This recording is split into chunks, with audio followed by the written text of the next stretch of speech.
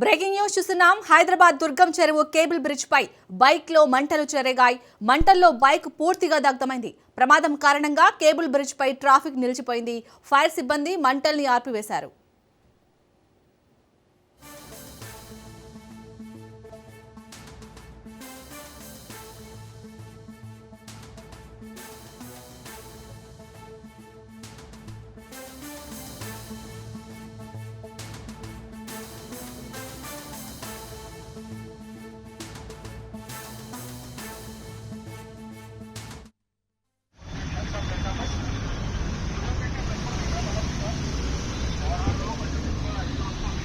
Hi tech city cable bridge Bajaj electrical vehicle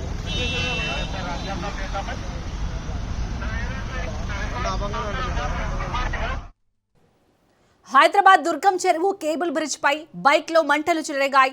మంటల్లో bike పూర్తిగా దగ్ధమైంది. ప్రమాదం కారణంగా కేబుల్ బ్రిడ్జ్ పై ట్రాఫిక్ నిలిచిపోయింది. ఫైర్ సిబ్బంది మంటల్ని ఆర్పివేశారు. ఇక ఈ అంశానికి సంబంధించి మరిన్ని డీటెయిల్స్ ని మా ప్రతినిధి ప్రవీణ్ అందిస్తారు. ప్రవీణ్, అసలు ఆ బైక్ లో మంటలు చెలరేగడానికి కారణం ఏంటి? పోలీసులు ఏం చెప్తున్నారు? చాలని అయితే హైదరాబాద్ నగరంలో మాదాపూర్ కేబుల్ బ్రిడ్జ్ పైన శుక్రవారం ఉదయం అగ్ని ప్రమాదం చోటు చేసుకుంది. తీవ్ర కలకలం రేపింది. అయితే బ్రిడ్జ్ పై ప్రయాణిస్తున్నటువంటి పల్సర్ బైక్ లో ఒక్కసారిగా మంటలు చెలరేగడంతో అక్కడున్న వాహనదారులు భయాందోళనకు గురయ్యారు.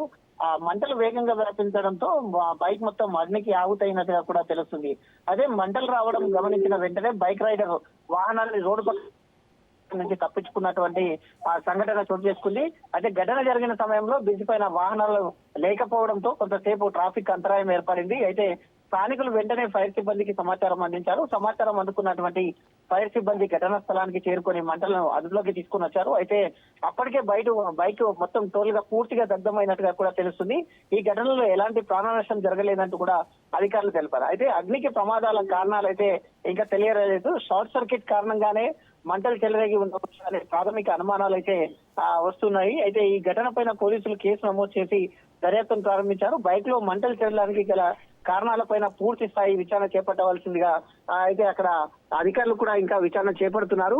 మొత్తంగా చూసుకుంటే కనుక అయితే ఎండాకాలం సమయంలో ఒకవేళ ఆ బైక్ వేడిగా ఉన్న సమయం లోపల కూడా షార్ట్ సర్క్యూట్స్ ఈ విధంగా ఏర్పడతాయంటూ కూడా ఫైర్ సిబ్బంది అయితే చెప్తున్నారు. కాబట్టి అక్కడ ఈ యొక్క బైక్ ప్రయాణిస్తున్న సమయం లోపల ట్రాఫిక్ ఎవరు కూడా అంత మొత్తంలో లేని కారణంగానే కొద్దిగా ప్రాణాపాయం నుండి కూడా తప్పించుకోవడం జరిగింది అంటూ కూడా చెప్తున్నారు.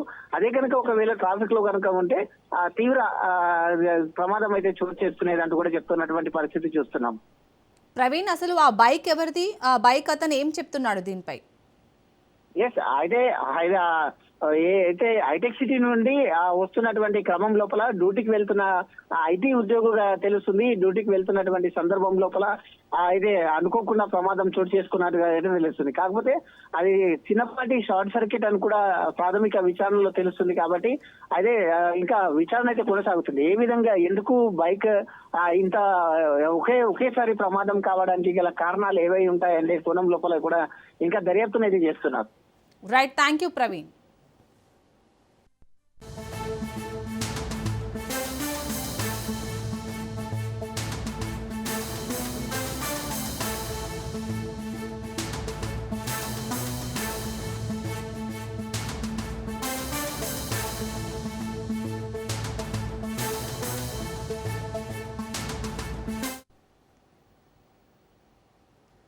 రైల్వే కోడూరులో జనసేన త్రిసభ్య కమిటీ విచారణ కొనసాగుతోంది.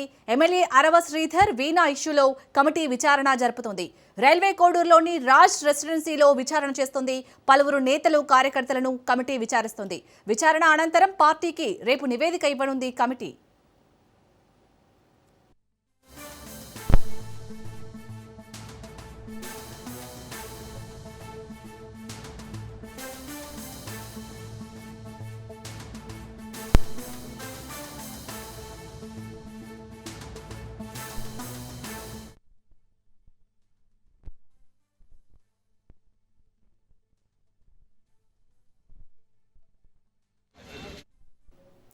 రైల్వే కోడూరులో జనసేన త్రిసభ్య కమిటీ విచారణ కొనసాగుతోంది. ఎమ్మెల్యే అరవ శ్రీధర్ వీణా ఇష్యూలో కమిటీ విచారణ జరుపుతోంది. రైల్వే కోడూరులోని రాజ్ రెసిడెన్సీలో విచారణ చేస్తోంది. పలువురు నేతలు కార్యకర్తలను ఈ కమిటీ విచారిస్తోంది. విచారణ అనంతరం పార్టీకి రేపు నివేదిక ఇవ్వనుంది కమిటీ.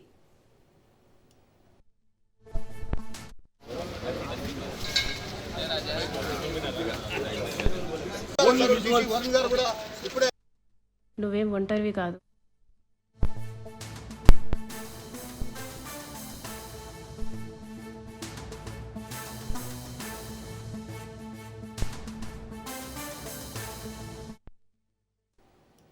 ఇక రైల్వే కోడూరు ఎమ్మెల్యే అరవ శ్రీధర్ అలాగే వీణా ఇష్యూకి సంబంధించి కమిటీ అయితే విచారణ జరుపుతుంది. దీనికి సంబంధించి మరిన్ని డీటెయిల్స్ ని మా ప్రతినిధి హుస్సేన్ అందిస్తారు. హుస్సేన్.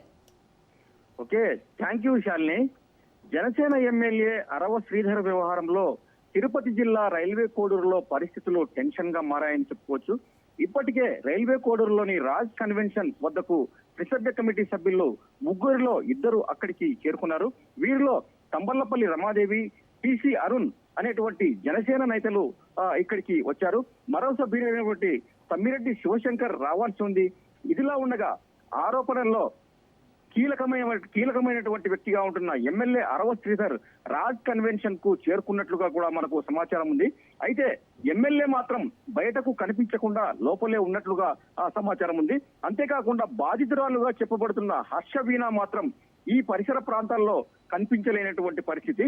ప్రస్తుతం ఆమె మరో ప్రాంతంలో ఉన్నట్లుగా కూడా మనకు తెలుస్తుంది. మొత్తానికైతే రెండు తెలుగు రాష్ట్రాల్లో కీలకమైన అంశంతో పాటు జనసేన పార్టీతో పాటు కూటమి ప్రభుత్వానికి అతిపెద్ద కుదుపుగా ఈ వ్యవహారాన్ని మనం చెప్పుకోవచ్చు. అయితే ఇప్పటికే ఈ ఇద్దరికి సంబంధించినటువంటి వీడియోలు చాటింగ్లు తర్వాత రాష్ట్రాన్ని కుదిపేశాయి. నెట్టింట్లో కూడా వైరల్ అవుతున్నాయి.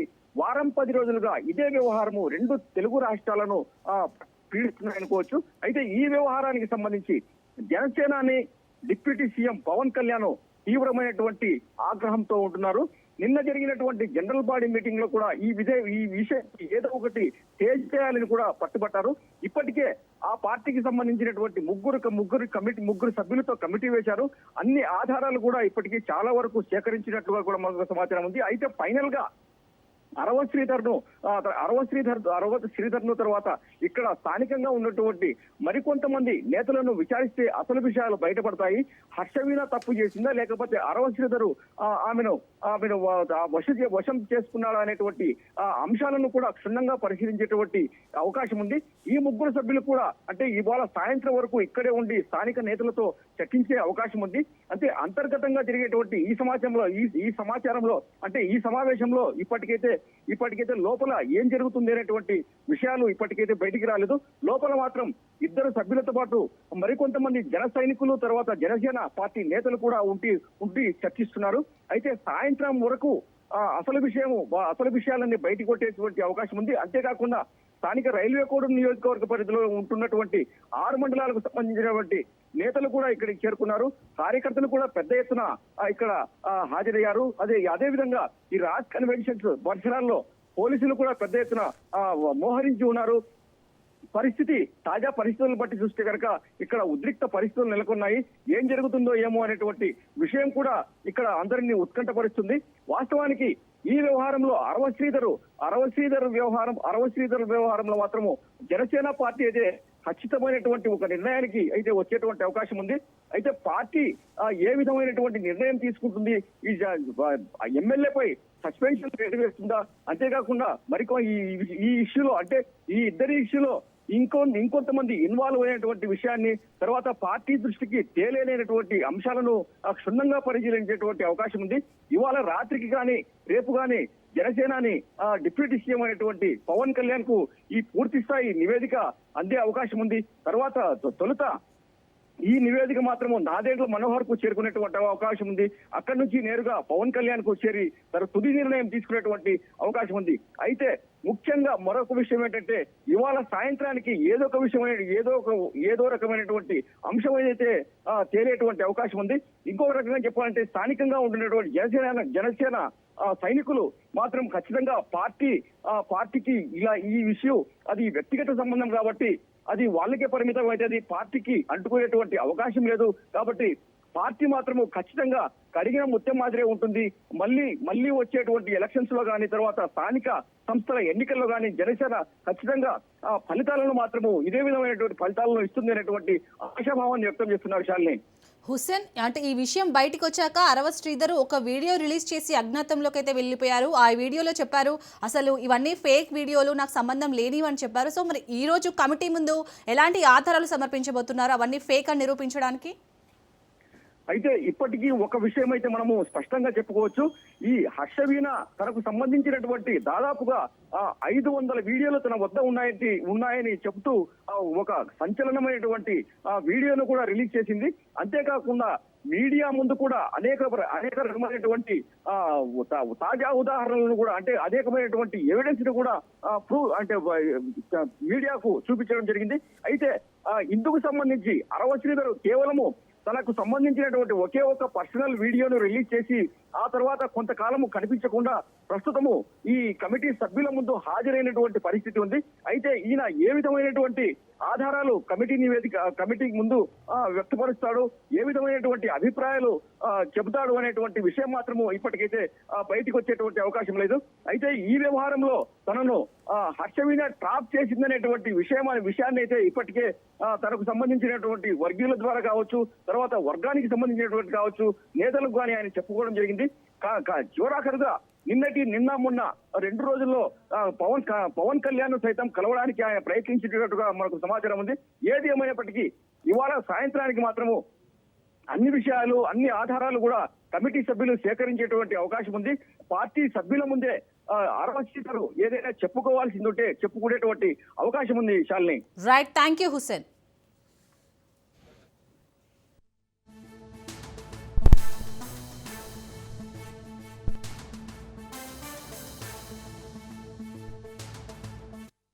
కమిటీలో ఏదైతే త్రిసభ్య కమిటీ మా నాయకుడు జనసేన పార్టీ అధినేత ఉప ముఖ్యమంత్రి గారు పవన్ కళ్యాణ్ గారు ఏదైతే త్రిసభ్య కమిటీ గౌరవనీయులు ప్రభుత్వ విప్పు రైల్వే కోడూరు శాసనసభ్యులు అరవ శ్రీధర్ గారి మీద ఏదైతే ఆరోపణ చేస్తున్నటువంటి వీణా గారి గురించి ఈ త్రిసభ్య కమిటీ ఈరోజు ఖచ్చితంగా నిర్ణయం తీసుకోబోతుంది. అందులో భాగంగానే రైల్వే కోడూరు నియోజకవర్గంలో ఉన్నటువంటి ప్రముఖ 5 మండలాలకు సంబంధించినటువంటి జన సైనికులు, జనసేన నాయకులు, వీర మహిళలు పెద్ద ఎత్తున హాజరు కావడం జరిగింది.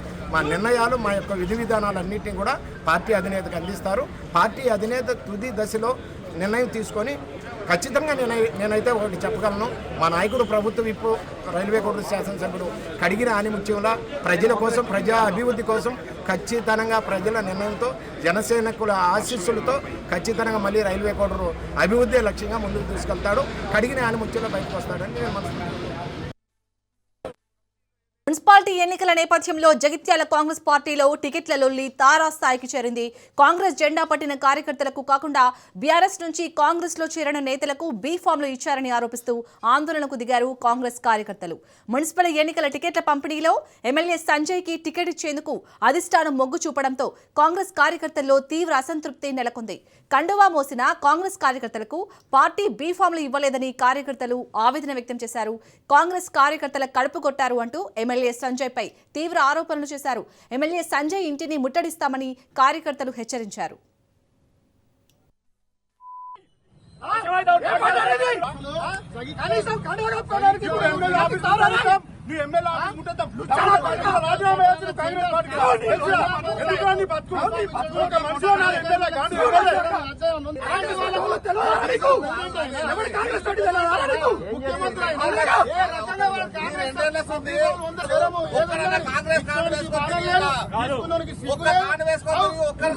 కాంగ్రెస్ పేరు చెప్పుకున్నాడా?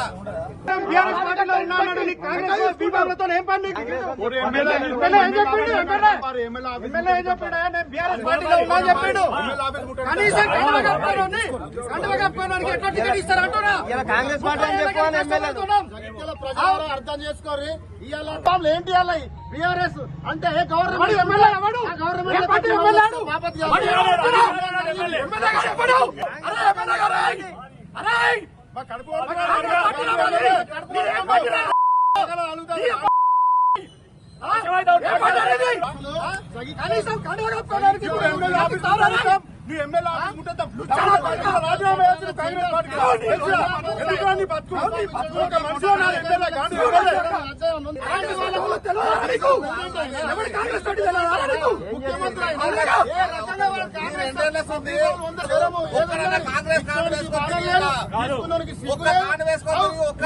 కాంగ్రెస్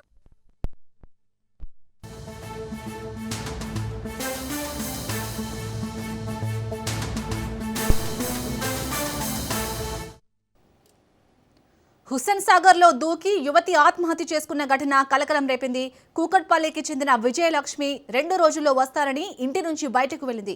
తీరా ఎంతకు కనిపించకపోవడంతో కుటుంబ సభ్యులు పోలీసులకు ఫిర్యాదు చేశారు.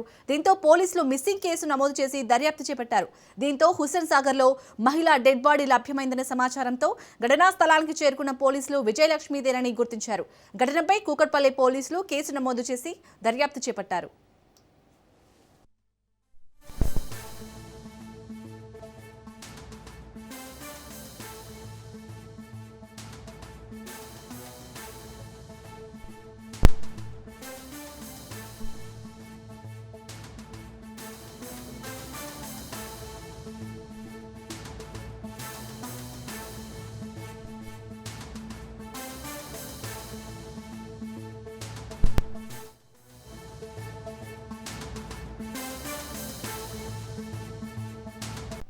కుత్బుల్లాపూర్ దుండిగల్ సిఎస్ పరిధిలోని చర్చి గాకిల్లాపూప్లో వృద్ధురాలు హత్యపై పోలీసులు పురోగతి సాధించారు. సుశీలమ్మ అనే వృద్ధురాలు ఇంట్లోనే సోఫాపై రక్తపు మడుగులో మృతదేహాన్ని పడి ఉంది. సమాచారంతో ఘటనా స్థలానికి చేరుకున్న పోలీసులు మృతురాలి ఇంట్లో ఆధారాలు సేకరించారు. సీసీ ఫుటేజ్ ఆధారంగా నిందితులను గుర్తించారు.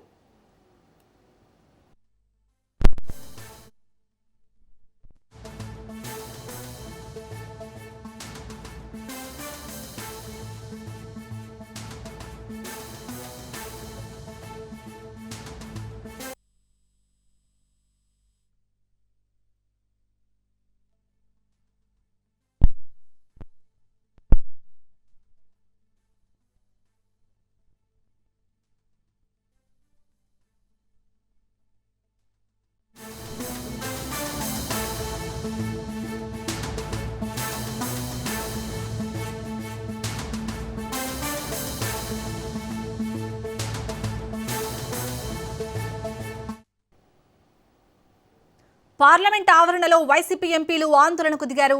ఏపీలో శాంతి భద్రతలు కాపాడాలని నినాదాలు చేశారు. టీడీపీ నేతల దాడులను ఖండించారు. ఏపీలో రాష్ట్రపతి పాలన పెట్టాలని డిమాండ్ చేశారు. We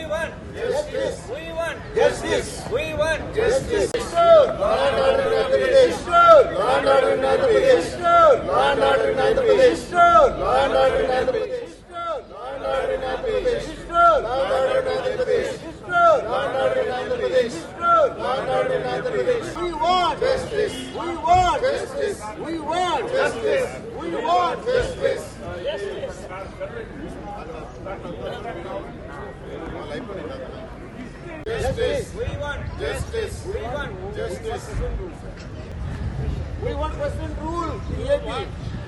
We want president rule in AP.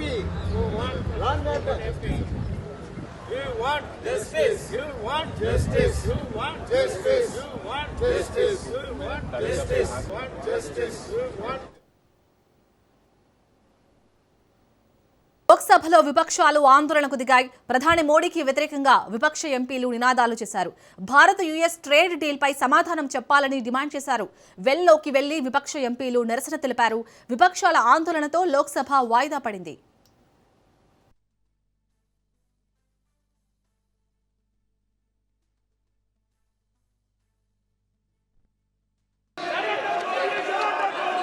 प्रश्न संख्या 41 श्री अप्पल नायडू कलिसेटी।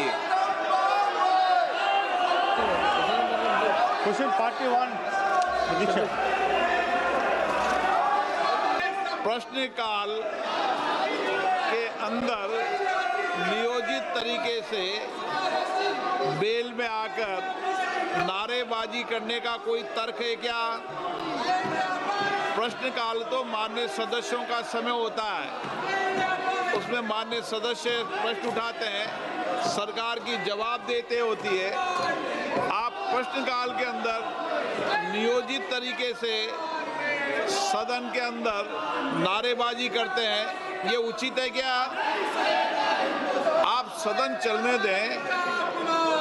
महामहिम राष्ट्रपति जी के अभिभाषण पर चर्चा होगी, बजट पर चर्चा होगी।